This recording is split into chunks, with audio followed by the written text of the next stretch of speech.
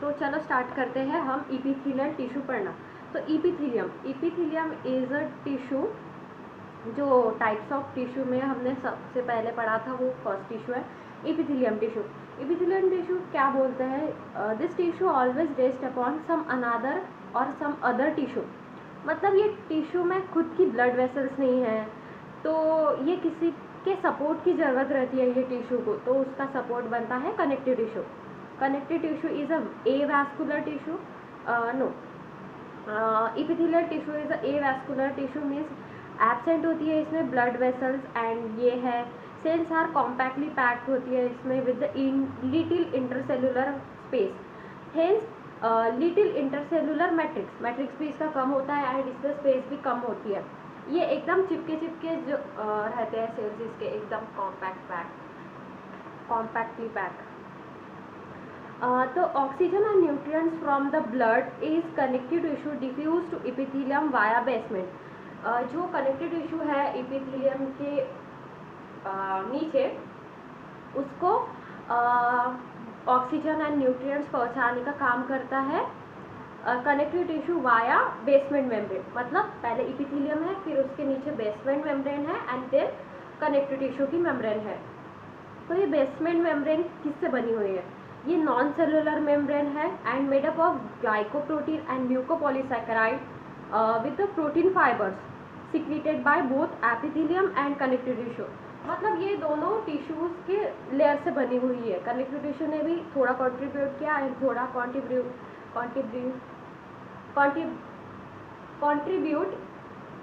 इसने किया connective tissue ने, ठीक है, इसलिए वो बेसमेंट मेम्ब्रेन बनी। तो बेसमेंट मेम्ब्रेन के ऊपर इपिथेलियल टिश्यू की लेयर है, उसका जो बेसल पार्ट है, जो बेसमेंट मेम्ब्रेन को टच किया हुआ है, वो बेसल सरफेस बोला जाता है उसको, एंड जो ऊपर है जो इन्वायरमेंट को फेस कर रहा है उसको एपिकल फेस, और इन्वायरमेंट को जो टच कर रहा है उसको फ्री स्पेस और एपिकल स्पेस बोला जाता है।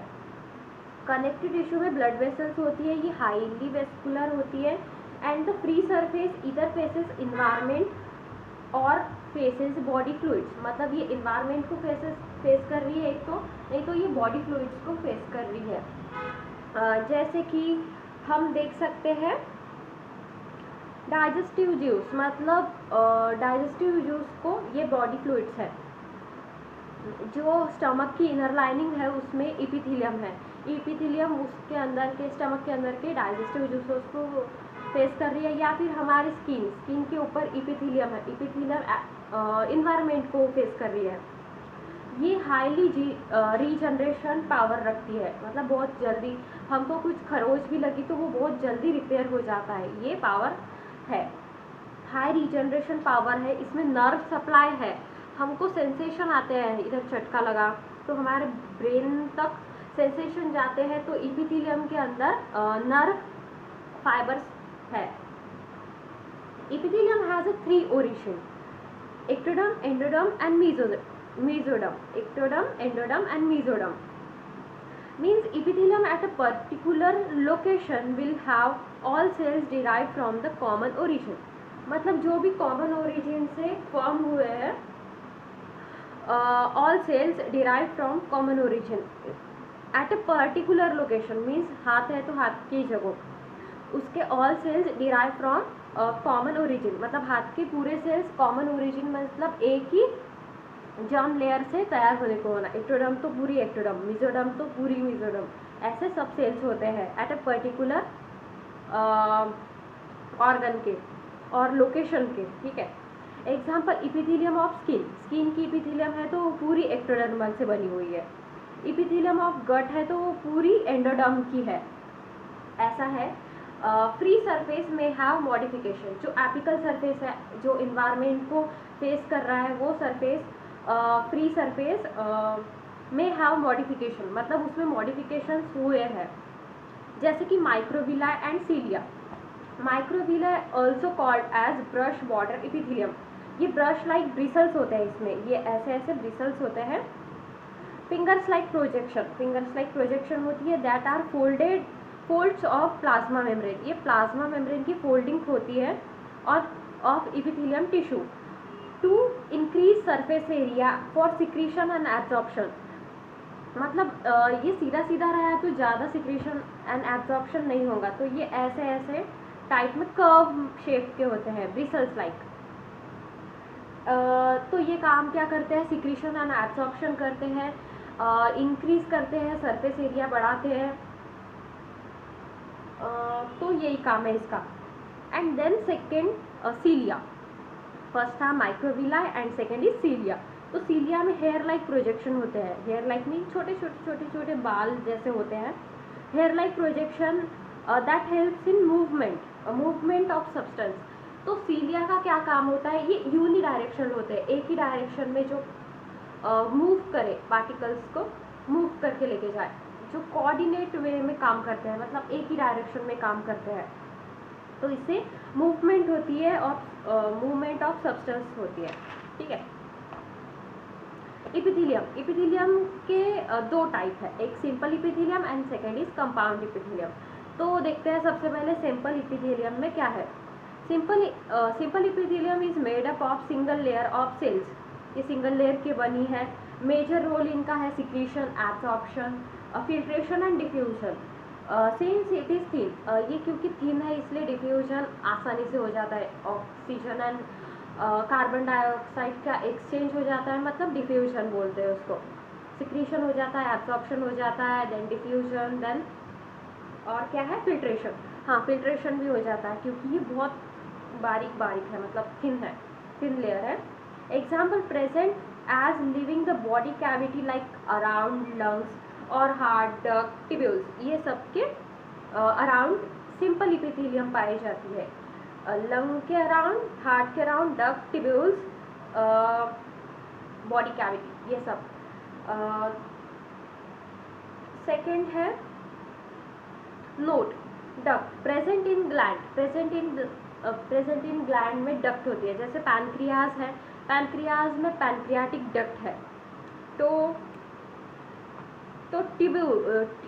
डक्ट होती है ग्लैंड्स में, ट्यूब होते हैं, ट्रैकिया, फैलोपियन ट्यूब, ये सब ट्यूब है, tracheal tube and fallopian tube, ये सब ट्यूब है।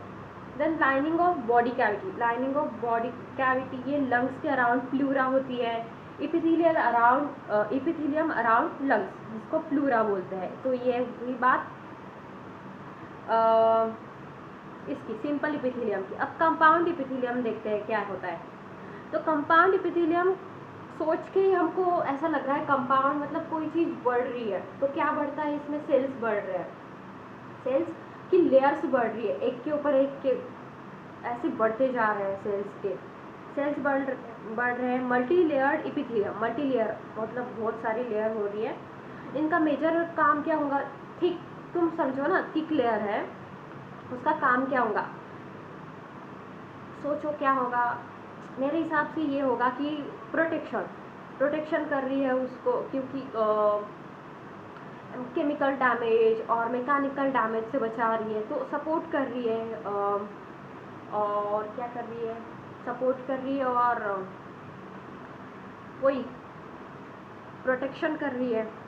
Protection against chemical and mechanical stress. Example skin के ऊपर मल्टी लेयर्ड होती है एंड कंपाउंड इपिथेलियम पाई जाती है। ठीक है, समझ में आ गया। अब बात करते हैं on the basis of structural modification of cells. On the basis of structural modifications of cell, simple epithelium is classified. Structural modifications means उसको स्ट्रक्चर को देख के मॉडिफिकेशन की गई है, मतलब इसका स्ट्रक्चर कैसा है, कैसे दिखती है, इसके ऊपर तीन इसमें इसको मॉडिफिकेशन मान लो टाइप्स के हिसाब से किया है। सबसे पहली simple squamous epithelium, simple epithelium को क्लासिफाइड किया है simple squamous epithelium on the basis of structural modifications of cells. Simple squamous epithelium, simple cuboidal epithelium and simple columnar epithelium. तो सिंपल स्क्वामस इपिथेलियम मीन्स ये simple squamous है, मतलब irregular इसकी boundaries हो, ये पेवमेंट और इसकी अरेंजमेंट होगी सेल्स की, इरेगुलर बाउंड्री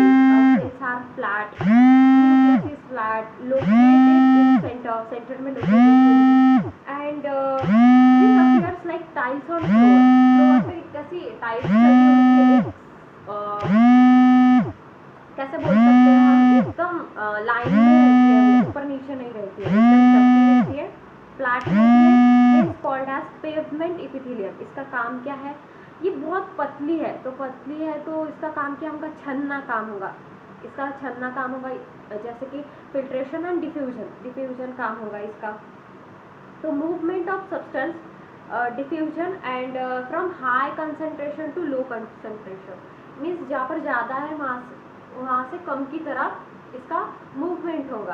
तो इसका काम क्या है, फंक्शन क्या है, करती क्या है ये, फिल्ट्रेशन एंड डिफ्यूजन। ओके, तो इसके एग्जांपल देख लेते हैं हम। एग्जांपल है air sac in lungs, means alveoli क्या करते हैं हमारे बॉडी में, जो लंग्स में ऑक्सीजन एंड CO2 का डिफ्यूजन होता है, मीन्स एक्सचेंज होता है ना, इसमें ये काम आते हैं। तो इसमें सिंपल स्क्वामस इपिथेलियम का ये अल्वियोलाई के अंदर सिंपल स्क्वामस इपिथेलियम होती है। एंड देन ब्लड कैपिलरीज में भी एक्सचेंज होता है न्यूट्रिएंट्स का, ऑक्सीजन का, सबका, आयंस का, ये एक्सचेंज होता है ब्लड कैपिलरीज में। Simple squamous at this place known as endothelium. Simple squamous epithelium होती है ना जो ब्लड कैपिलरीज के अंदर की, उसको और एक नाम है, वो है एंडोथेलियम। देन ग्लोमेरुलस में होती है, जो नेफ्रॉन में होता है ग्लोमेरुलस, उसके नीचे बोमन्स कैप्सूल होता है, बोमन्स कैप्सूल में भी सिंपल स्क्वामस इपिथेलियम पाई जाती है। ठीक है, जो ब्लड को फिल्टर आउट करके नेफ्रॉन थ्रू किडनी का रेगुलेशन होता है, मीन्स यूरिन फॉर्मेशन होता है, ये सब में काम आती है। तो simple squamous epithelium free surface with no modification, इसका फ्री सरफेस होता है, इसमें मॉडिफिकेशन बिल्कुल नहीं होते। सेकेंड है simple cuboidal epithelium. Cuboidal epithelium से क्या आ रहा है दिमाग में, सबसे पहले मेरे दिमाग में तो क्यूब आ रहा है। क्यूब मीन्स एक स्क्वायर टाइप 3D में, तो उसको हम क्यूब बोलते हैं। अब क्यूब है तो उसके सोच के देखो, उसके बीच में एक न्यूक्लियस होगा, तो सिंपल क्यूबॉइडल में इपिथेलियम में भी बीच में न्यूक्लियस होगा। तो हम देखते हैं, ठीक है। क्यूब लाइक सेल्स होते हैं। Nucleus is round in centre, गोल मटोल सा एक न्यूक्लियस होता है, बीच में होता है, एकदम सेंटर में होता है। ठीक है, free surface may or may not have modification, hence it is studies as, मतलब इसमें मॉडिफिकेशन हो भी सकते हैं एंड नहीं भी हो सकते हैं। तो देखते हैं मॉडिफिकेशन होते हैं तो क्या होते हैं और कौन से टाइप के होते हैं।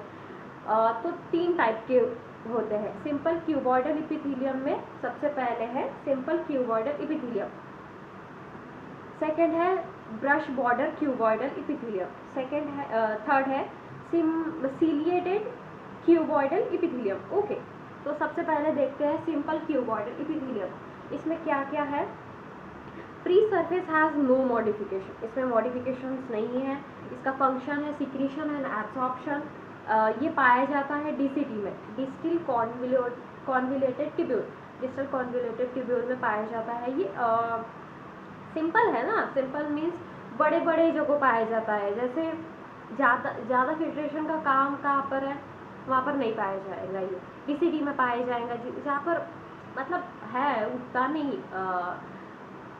उतना काम नहीं है पर इंटेंस नहीं है, मतलब हाँ ठीक है, ऐसा वाला काम है। ठीक है, सिंपल कॉम्प्लेक्स नहीं है। तो DCT में सिंपल क्यूबॉइडल इपिथेलियम पाई जाती है। देन थायराइड फॉलिकल्स में थायराइड ग्लैंड के फॉलिकल्स होते हैं जो हार्मोन सिक्रेट करते हैं। ठीक है, जर्मिनल इपिथेलियम में पाए जाते हैं ओवरी, टेस्टिस, ये सब में।